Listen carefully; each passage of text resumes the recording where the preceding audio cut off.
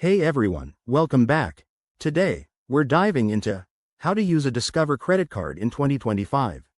If you're new to credit cards or just switching to Discover, this guide will have you swiping like a pro in no time. Let's get started. First things first, applying for a Discover credit card is straightforward. Head to the Discover website or app, fill out the quick application form with your personal details, income, and credit history. In 2025, they've made it even faster with enhanced digital verification, so you might get approved almost instantly.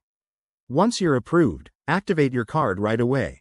You'll receive it in the mail, and activation takes seconds via the app, website, or a quick phone call. This step is crucial for security and to start using your card. Now, making purchases is a breeze. Use your Discover card for everyday spending like groceries, gas, or online shopping. Remember, Discover is widely accepted, and in 2025, they've boosted contactless payments, so just tap and go for a seamless experience. Don't forget about rewards. Discover offers cashback on categories like dining and travel.